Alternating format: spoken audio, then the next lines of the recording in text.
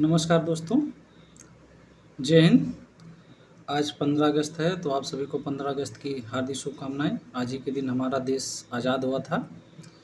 तो आज हम एक टॉपिक पे बात करना चाह रहे हैं कि हम पेपर जो पढ़ते हैं उससे करंट अफेयर और उसके साथ-साथ हम उसको जो सब्जेक्टिव पोर्शन हमारा है कैसे तैयार करें? यानी कि करंट अफेयर को हम कोरिलेट करके कैसे पढ़ें?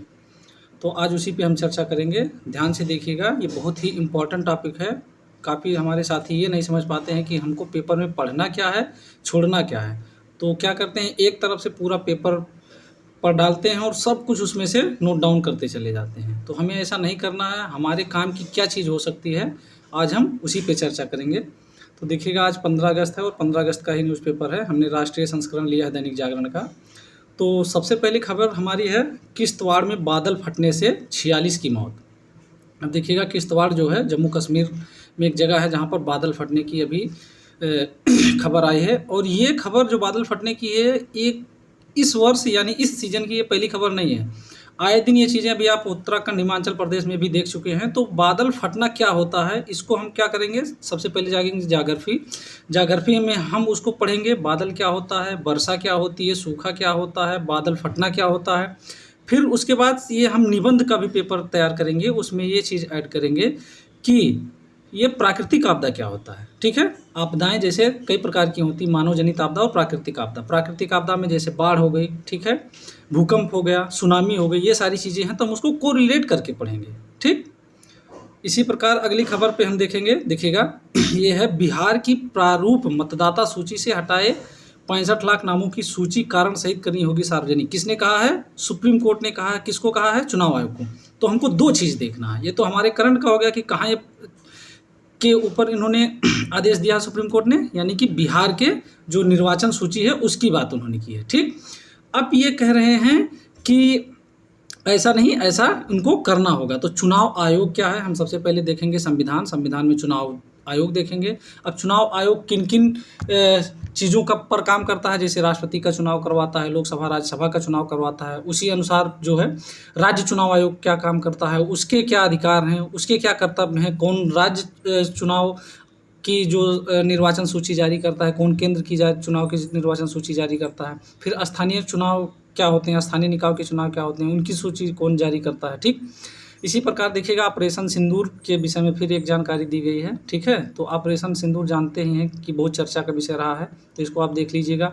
और इसको अगर हम मेंस से जोड़कर देखेंगे तो हमारा क्या हुआ, इंटरनल सिक्योरिटी प्लस हमारे जो और अन्य चीज़ें हैं कि हमें विदेश नीति हमारी कैसी होनी चाहिए, कैसे हमारा रक्षा दृष्टिकोण होना चाहिए, उसके ऊपर भी है। ठीक, एक और खबर है कि आवारा कुत्तों की समस्या अधिकारियों की निष्क्रियता के कारण, फिर सुप्रीम कोर्ट का यहाँ पर आदेश है। ठीक है, अभी देखिएगा, हाल ही में दिल्ली में जो क्या हुआ, आवारा कुत्तों को बंद करने की, एक तरह से उनको कैद करने की बात चल रही थी, जिसपे वहाँ की सरकार ने ये आदेश दिया था। लेकिन कुछ लोग जो चले गए सुप्रीम कोर्ट, यानी कि जो पशु प्रेमी थे, उन्होंने सुप्रीम कोर्ट का दरवाज़ा खटखटाया और सुप्रीम कोर्ट ने एक समिति उस पर गठित कर दी है, वो उसकी जाँच करेगी और उस पर निर्णय देगी कि क्या होना चाहिए। देखिएगा, एक और हमारे करंट अफेयर से ही एक खबर है कि आकाश फतह के बाद समुद्र की गहराइयों तक पहुंचा भारत। अब समुद्र की गहराइयों का मतलब क्या है कि भारत, देखिएगा, समुद्रयान करके एक मत्स्य 6000 करके उन्होंने एक वो बनाया है यान, जो समुद्र की लगभग 6000 मीटर गहराई में जा करके क्या करेगा, वो अन्वेषण करेगा और जो दुर्लभ खनिज धातुएं हैं उनकी खोज करेगा और सारी चीज़ें करेगा। तो किसके सहयोग से गया है ये? फ्रांस के सहयोग से। भारत का बहुत अच्छा सहयोगी है फ्रांस, खासतौर पे रक्षा और टेक्नोलॉजी के विषय पर। तो ये हमारा हो गया, और इसको जो है मेंस के भी पर्सपेक्टिव से हमें देखना है। ठीक है, मेंस के पर्सपेक्टिव से कैसे देखना है, हमारा विदेश नीति क्या कैसी है और जो हमारे प्रमुख देश हैं उनसे हमारा संबंध कैसा है। ठीक है, यानी कि इंटरनेशनल रिलेशन से संबंधित ये है।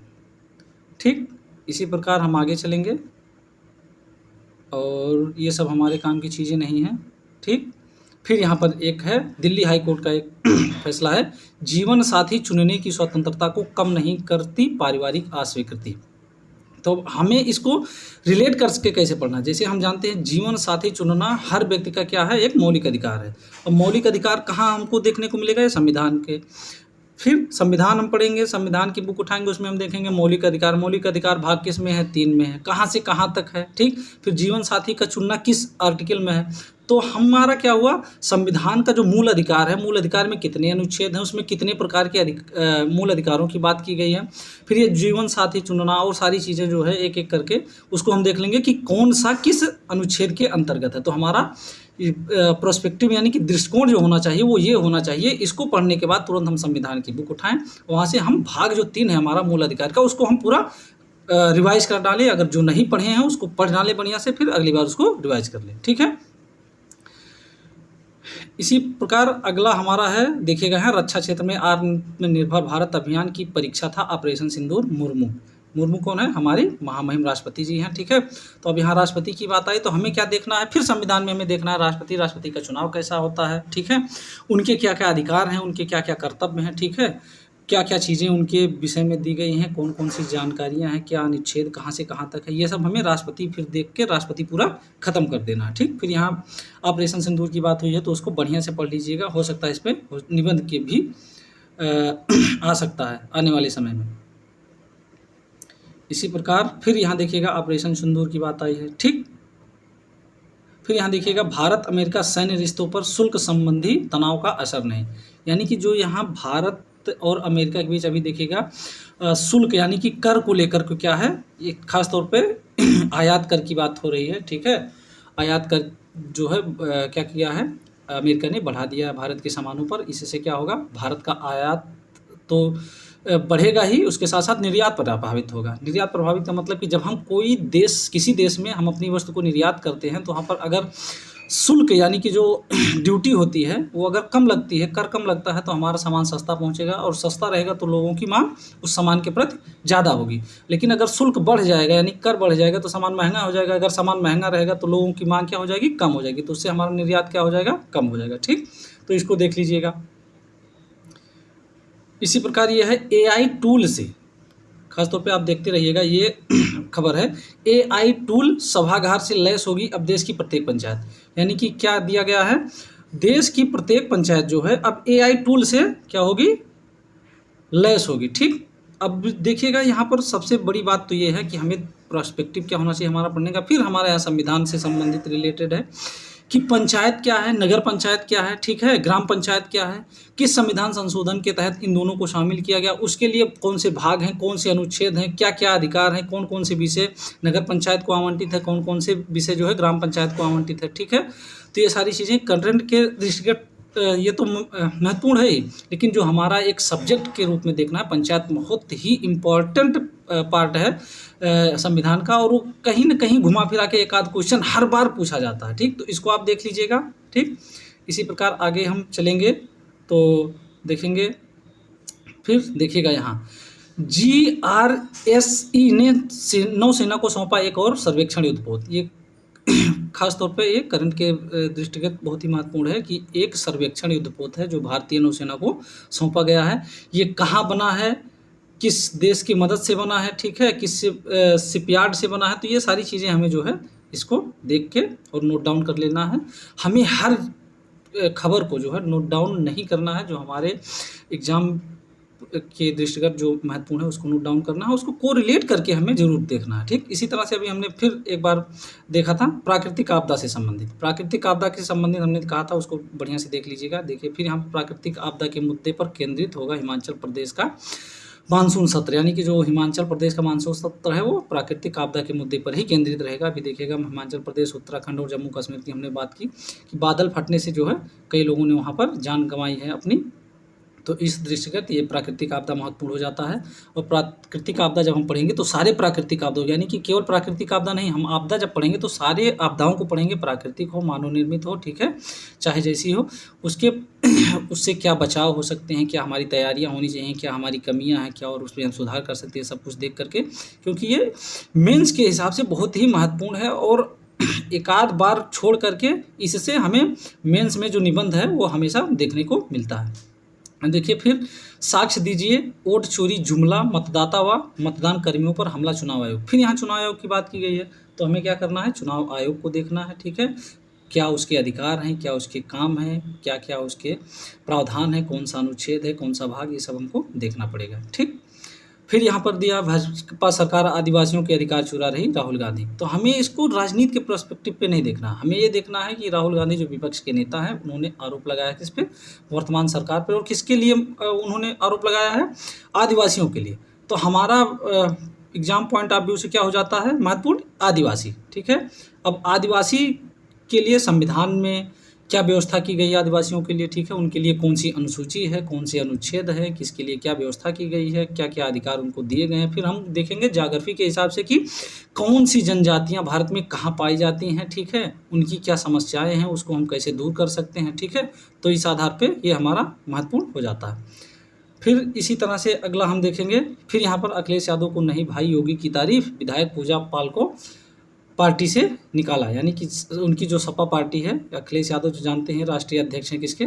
समाजवादी पार्टी के। उन्होंने क्या किया? उनकी एक विधायिका हैं, उन्होंने क्या किया? सपा सरकार में रहते हुए सपा की विधायक रहते हुए उन्होंने योगी सरकार की तारीफ़ की कि उनके पति की जो हत्या हुई थी, ठीक है? उसका उन्होंने जो उसके आरोपी थे, उनको इंसाफ मिला, उस पर उन्होंने कुछ विधानसभा में उन्होंने बोल दिया था, जिसके कारण उनको पार्टी से निकाल दिया गया। अब हमें एग्ज़ाम पॉइंट ऑफ व्यू से हमारा क्या ये बनता है, हमें ये देखना है कि किसी भी पार्टी द्वारा अपने सदस्यों को किस आधार पर निकाला जाता है। एक होता है व्हिपर, यानी कि व्हिप जारी करती है पार्टी कि क्या उसको करना चाहिए, क्या नहीं करना चाहिए। यानी कि वो सचेतक होता है, सचेतक मतलब उसको सचेत करने वाला कि आपको ये पार्टी के हित में ये काम करना है और ये चीज़ करना है, ये नहीं करना है। इन्होंने देखिएगा अभी जब चुनाव हुआ था, तो चुनाव में भी उन्होंने भाजपा के कैंडिडेट को वोट किया था, ठीक है? यानी कि उनके ही पक्ष में उन्होंने वोट किया था। तो एक संसद सदस्य या एक विधानसभा सदस्य या विधान परिषद सदस्य को क्या अधिकार होते हैं, ठीक है? जैसे सामूहिक अधिकार क्या है, व्यक्तिगत अधिकार क्या है, ये सारी चीज़ें हमारे एग्ज़ाम पॉइंट ऑफ व्यू से इम्पोर्टेंट हो जाती है। तो हम इसको देखेंगे जाकर के संविधान में। फिर इसी प्रकार उत्तराखंड की पंचायतों में पहाड़ से लेकर मैदान तक कमल। अब यहाँ कमल का मतलब ये है कि वहाँ की जो नगर पंचायतों का चुनाव हुआ है अभी उत्तराखंड में, वहाँ पर भाजपा ने जो है जीत दर्ज की है। तो हमें यहाँ पर राजनीति नहीं करनी है और ना राजनीति के पर्सपेक्टिव से हमें देखना क्या, जो हमारे काम की चीज़ें हैं। काम की चीज़ें क्या हैं? पंचायतें, ठीक? पंचायतों का मतलब यहाँ पर जिला पंचायतों का चुनाव हुआ, ठीक है? तो उसमें दिया है कि जिला पंचायतों का चुनाव। अब जिला पंचायतों का चुनाव कैसे होता है, जिला पंचायतें क्या हैं, नगर पंचायतें क्या हैं, हमने अभी फिर एक पहले भी बात की थी, फिर बात कर रहे हैं कि ग्राम पंचायतें क्या हैं, उनके लिए समाधान में क्या व्यवस्था की गई है, कौन सा अनुच्छेद है, कौन सा भाग है, कौन सी अनुसूची है, ठीक है? तो ये हमारे एग्जाम पॉइंट ऑफ व्यू से इम्पॉर्टेंट हो जाता है। इसी प्रकार हम आगे चलेंगे तो देखिएगा, आतंकवादी गिरफ्तार, ग्रेनेड हमलों की साजिश नाकाम, 2 BKI आतंकवादी गिरफ्तार। ये हमारी इंटरनल सिक्योरिटी से है। इंटरनल सिक्योरिटी का मतलब कि आंतरिक सुरक्षा से संबंधित है, मेंस के पर्सपेक्टिव से है, इसको हम देख लेंगे। फिर यहाँ है CBSE ने बढ़ाई 10वीं और 12वीं की बोर्ड परीक्षा फीस। यानी कि बोर्ड परीक्षा फीस उन्होंने बढ़ाई तो बच्चों के उस पर क्या असर पड़ेगा, ठीक है? पढ़ाई पर क्या असर पड़ेगा, ये हमको देखना है, ये हमारा इम्पोर्टेंट हो जाता है। और CBSE क्या है, उसका फुल फॉर्म क्या है, ठीक है? उसकी स्थापना कब हुई थी, हमारे एग्जाम पॉइंट ऑफ व्यू से इम्पोर्टेंट हो जाता है। फिर इसी प्रकार हम आगे चलेंगे, ये हमारे काम की चीज़ें। फिर यहाँ पर देखिएगा, ये बीजापुर में माओवादियों की ट्रेनिंग कैंप हुआ, स्मारक ध्वस्त, ठीक है? अभी देखिएगा, जो हमारे देश के गृह मंत्री जी हैं श्री अमित शाह जी ने, उन्होंने एक अभियान चलाया है कि माओवादी और जो नक्सलवाद है उसको खात्मे का, ठीक है? तो ये हमें हमारे एग्जाम पॉइंट ऑफ व्यू से इम्पोर्टेंट हो जाता है कि कब तक वो लक्ष्य निर्धारित किया गया है, यानी कि वो कब डेट है, कब तक हमें नक्सल मुक्त या भारत को नक्सल मुक्त बनाना है। और इंटरनल सिक्योरिटी के भी पॉइंट ऑफ व्यू से क्या नक्सलवाद है, उग्रवाद क्या है, इसका जन्म कैसे हुआ, किसने इसकी स्थापना की, ये किस प्रकार का शब्द है। एक होता है अर्बन नक्सलवाद, ठीक है? वो क्या है, ये सारी चीज़ें हमारे एग्जाम पॉइंट ऑफ व्यू से इम्पोर्टेंट हो जाती है, ठीक? फिर देखिएगा, अभी बहुत ही हाल ही में चर्चा में रहा है तुर्की का, ठीक है? तुर्की यानी कि जब हमारा देश अभी ऑपरेशन सिंदूर के मामले में पाकिस्तान से जब युद्धरत था, तो तुर्की ने पाकिस्तान की मदद की थी। तो तुर्की कहाँ है, उसकी कौन-कौन सी कंपनियाँ भारत में काम करती हैं, हमारे एग्जाम पॉइंट ऑफ व्यू से इम्पोर्टेंट है। और उसका जो विदेश नीति है हमारा वो कहाँ तक प्रभावित होता है, ठीक है? वो सब देखना है और बाकी फालतू चीज़ें हमें नहीं देखनी है। तुर्की कहाँ है, वहाँ पर कौन-सी जनजातियाँ पाई जाती हैं, कौन से पठार पाए जाते हैं, कौन से पहाड़ पाए जाते हैं, कौन सी चोटी है, कौन सी नदी, ये सब हमें देखना है। फिर यहाँ देखिएगा, पहाड़ पर गड़गड़ाहट और पानी की गर्जना के साथ आया मौत का सैलाब, ठीक? फिर वही चीज़ें हैं, प्राकृतिक आपदा, कैसे हुआ बादल फटना, कैसे बारिश, कैसे बाढ़, ठीक? ये सारी चीज़ें, ठीक? अब वही चीज़ है, बचाव राहत कैसे क्या किया जाए। फिर यहाँ धराली में दुश्वारियों के पहाड़ पर राहत की राह बनाने की चुनौती, फिर वही चीज़ें हैं जो अभी आई थी, ठीक है, धराली में, ठीक। सबसे पहले मदद को जुटे स्थानीय लोग, जो गृह मंत्री जी ने कहा, प्रधानमंत्री जी ने कहा, ठीक है, राष्ट्रपति जी ने कहा, यही सारी चीज़ें। यहाँ देखिएगा, एक खबर आई है, श्री बांके बिहारी मंदिर न्यास विधेयक पास। अभी उत्तर प्रदेश उत्तर प्रदेश की जो विधानसभा है वहाँ से एक क्या न्यास विधेयक जो बांके बिहारी मंदिर के संबंध में है उसको, तो ये देख लेना है, ठीक है। बांके बिहारी मंदिर कहाँ है, किसकी मंदिर है, कब स्थापना हुई थी, ठीक है, सारी चीज़ें हैं।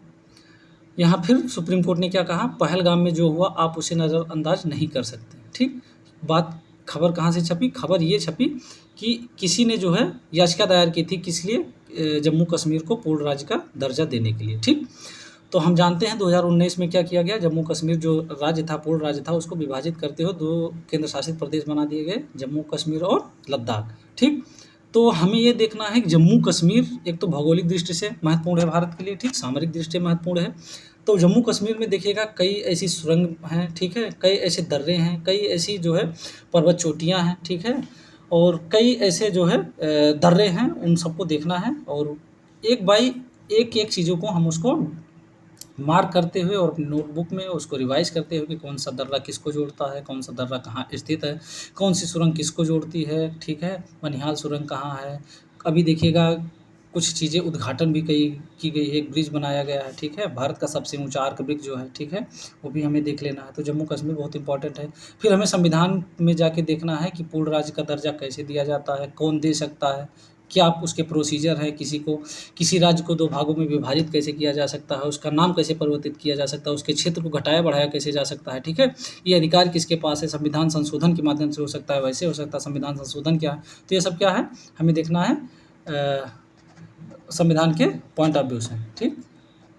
फिर आगे देखिएगा, मध्य प्रदेश हाई कोर्ट का नया निर्देश संवैधानिक व्यवस्था के अनुरूप नहीं है। अब ठीक है, संवैधानिक व्यवस्था क्या होती है, जो संविधान में दिया गया हो, ठीक।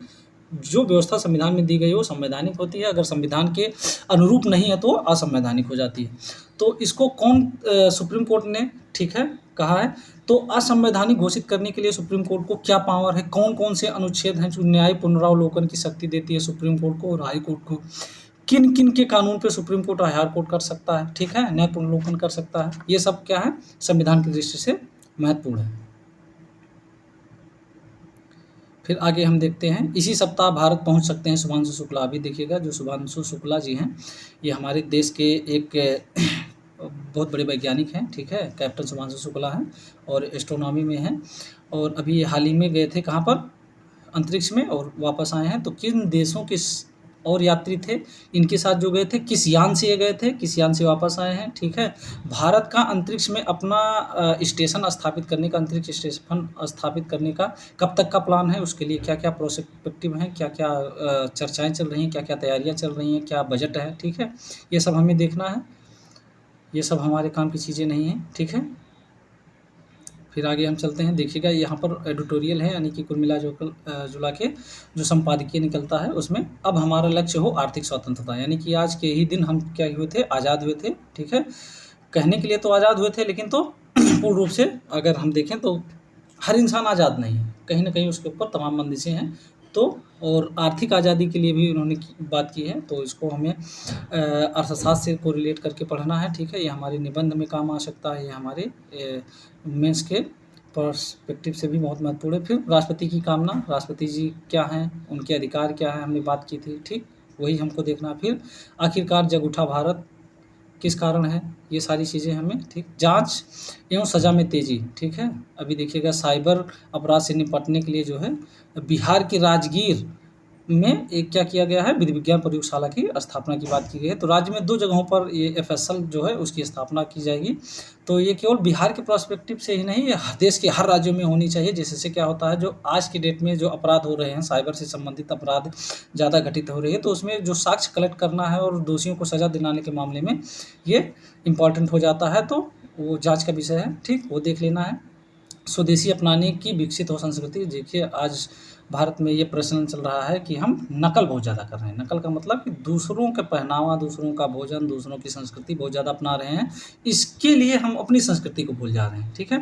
अपनी संस्कृति यानी कि हमारी जो लोकल की संस्कृति है, हमारा जो खान-पान है, हमारा जो पहनावा है, हमारा जो रहन-सहन है, उसको हम छोड़ कर के हम क्या कर रहे हैं, विदेशी संस्कृति को बहुत तेज़ एडॉप्ट कर रहे हैं, जिसका दुष्प्रभाव भी हमारी समाज पर देखने को मिल रहा है। आए दिन जैसे एकल परिवार की संकल्पना हो गई, लिव इन की देखिए अभी बहुत ज़्यादा प्रकरण चल रहा है, ठीक है? शादी के रिश्ते टूटते जा रहे हैं बहुत ज़्यादा, आए दिन घटनाएँ आप देख रहे हैं, पति किसी पत्नी को मार डाल रहा है, पत्नी किसी पति को मार डाल रहे हैं, ये सारी चीज़ें जो आ रही हैं, ये कहीं न कहीं हम विदेशी संस्कृति की नकल कर रहे हैं, उससे ये दुष्परिणाम आ रहे हैं, ठीक? इसी प्रकार हम देखेंगे न्यायिक प्रक्रिया में हो सुधार। अब न्यायिक प्रक्रिया क्या देखेंगे, न्यायालय पे बहुत ज़्यादा क्या लगते हैं, आरोप लगते हैं, किस चीज़ के आरोप लगते हैं कि इसमें भाई-भतीजावाद बहुत ज़्यादा है, ठीक है? भाई-भतीजावाद का मतलब क्या हुआ कि न्यायाधीश जो है, न्यायाधीश को ही चुनता है अपने किसी खास जो रिश्तेदार हैं, भाई-भतीजावाद उसमें ज़्यादा चलता है। और दूसरी चीज़ ये है, जब न्यायालय अभी देखिएगा सुप्रीम कोर्ट कोई ऐसी खबर आती है जब कहीं दूसरी चीज़ों से संबंधित होती है तो उस पे तुरंत संज्ञान लेता है। कहीं न्यायालय में प्रकरण नहीं गया लेकिन वो स्वतः संज्ञान ले लेता है, ठीक है? लेकिन जब बात आती है अपने आप में सुधार करने की तो वो आँख बंद कर लेता है। जैसे उदाहरण अभी देखिएगा एक जस्टिस वर्मा वाला केस आया था जिनके आवास पे बहुत ज़्यादा क्या हुआ था, कैश बरामद हुआ था और अधजले नोट बरामद हुए थे, ठीक? तो उसको देखा जा रहा था कि ये रिश्वत के पैसे हैं, यानी कि कहीं न कहीं ये भ्रष्टाचार के पैसे हैं। उस पर आज तक ना ही सुप्रीम कोर्ट ने, ना ही हाई कोर्ट ने, किसी भी न्यायालय ने आज तक कोई टिप्पणी नहीं की है।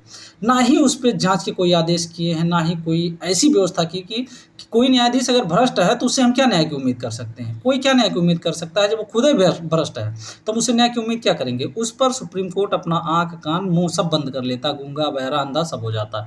लेकिन बात कहीं और चीज़ की आती है तो आज के न्यायाधीश भी क्या हो गए हैं, न्यायालय भी क्या हो गए, ज़्यादातर वो राजनीति में, जैसे होता नहीं है कि राजनीतिक पार्टियाँ करती हैं, वैसे वो भी करने लगा है कि राजनीति में ज़्यादा उसको इंटरेस्ट रहता है, न्यायिक में प्रक्रिया में कम, जो कि उसका मूल काम है न्याय दिलाना। किस लिए सुप्रीम कोर्ट और हाई कोर्ट की स्थापना हुई है? लोगों को न्याय दिलाने के लिए। लेकिन वो खुद अपने अंदर जो कमियाँ हैं उसको नहीं सुधार पा रहा है। न्यायालय में जो कमियाँ हैं, न्यायपालिका में जो कमियाँ हैं, ठीक है? वो नहीं, उसको दूर नहीं कर पा रहा है, तो दूसरों को क्या न्याय दिलाएगा? तो इससे क्या होता है, लोगों की जो न्यायिक प्रक्रिया है उस पे से भरोसा उठता है, न्यायपालिका से भरोसा उठता है और लोग कहीं न कहीं मजबूर होते हैं, ठीक है? अन्य रास्ते अपनाने के लिए। देखिए फिर यहाँ पर अगला है, दूर की जाए अस्पताल की बीमारी, ठीक है?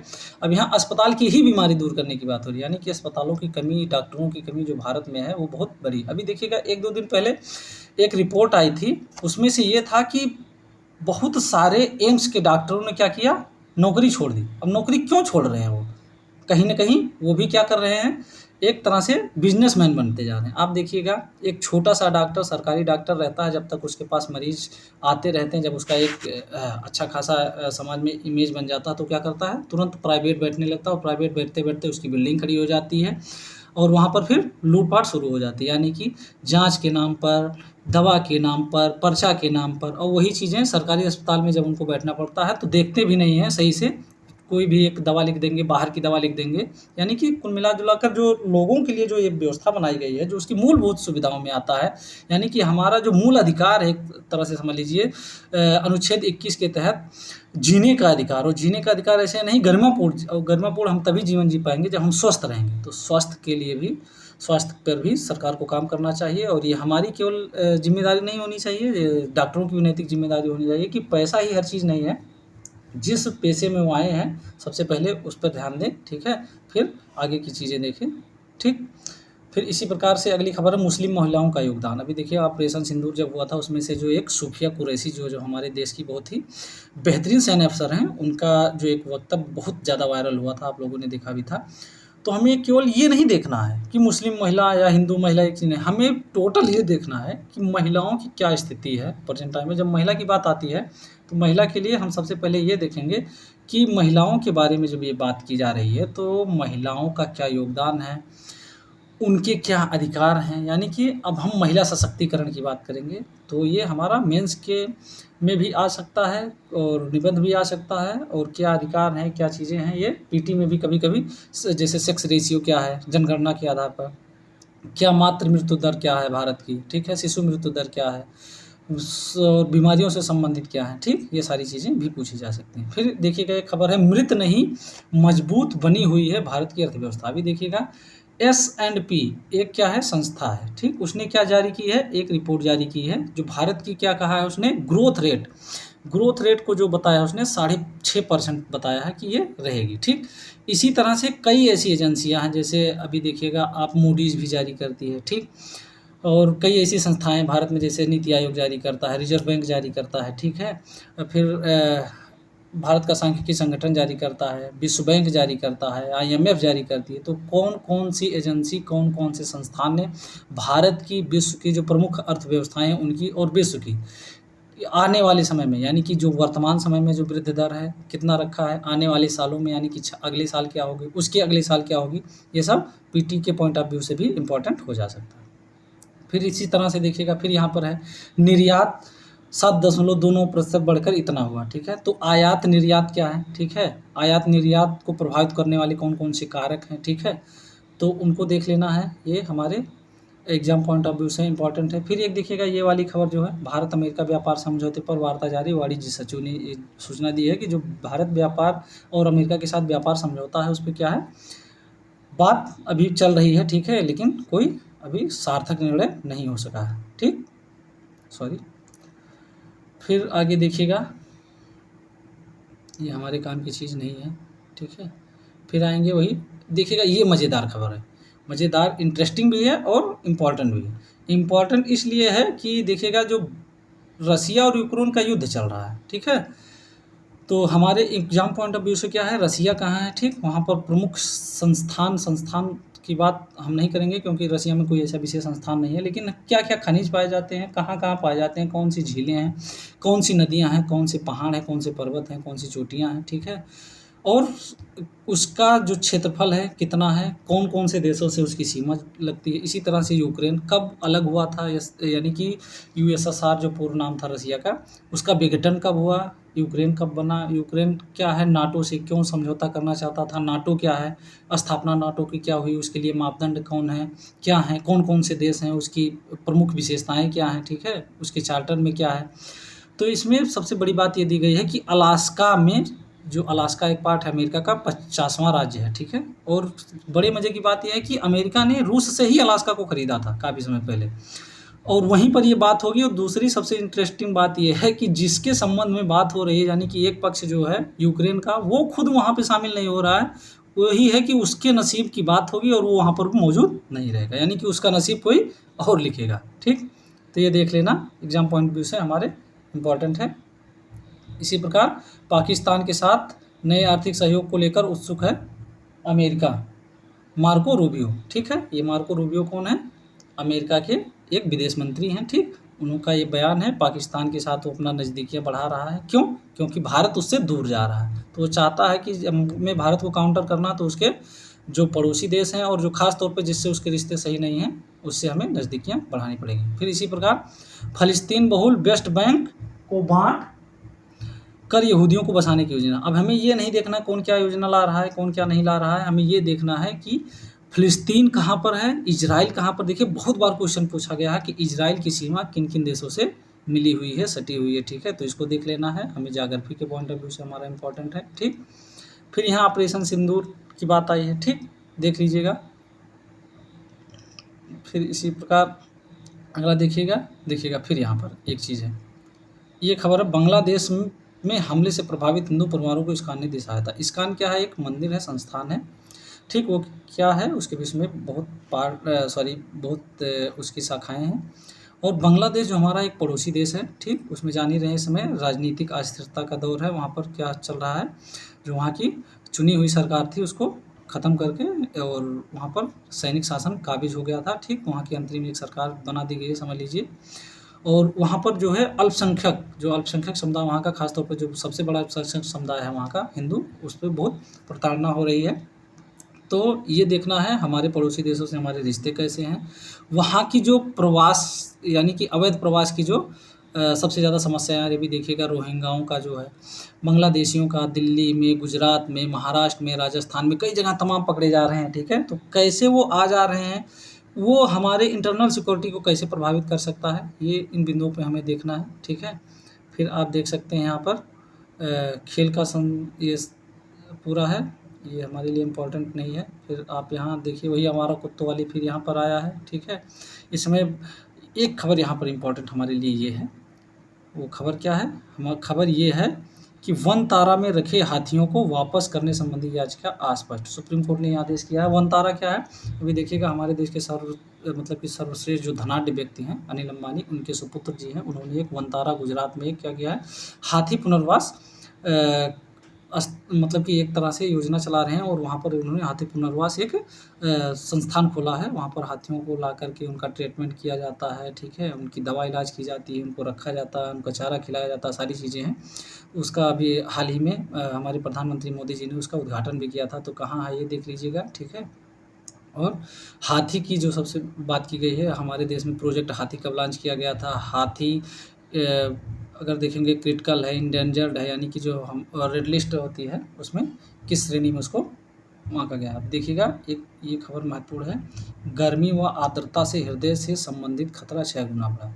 यानी गर्मी, हीट, आर्द्रता यानी मॉइस्चराइजेशन, यानी हवा में जो नमी की मात्रा होती है उससे हमारे हृदय यानी कि हार्ट पर क्या असर पड़ता है, ठीक। ये कहाँ अध्ययन हुआ, बांग्लादेश के राजधानी ढाका में, ठीक है। 2014 से 2019 के बीच में, ठीक है, इस पे क्या चला है, अध्ययन चला है, फिर ये बातें सामने आई हैं। तो ये हमारे साइंस का सब्जेक्ट हो जाता है और ज्योग्राफी का भी हो जाता है, यानी कि गर्मी और आर्द्रता जो बढ़ रही है उससे मानव स्वास्थ्य पर क्या प्रभाव, दुष्प्रभाव पड़ता है। ये देखिएगा एक साइंस का हमारा इम्पोर्टेंट ये फैक्ट है, यहाँ पर देखेंगे। ये एक जारी हुआ है रिसर्च, डाउन सिंड्रोम से पीड़ित महिलाओं में अल्जाइमर का खतरा अधिक। अब ये डाउन सिंड्रोम क्या होता है, अल्जाइमर क्या होता है, ये दोनों बीमारी हैं, किन कारणों से होता है, तो हमें अब इसको कोरिलेट करके पढ़ना है। हमें पढ़ना है साइंस में जाना क्या देखना है, यानी कि बीमारी।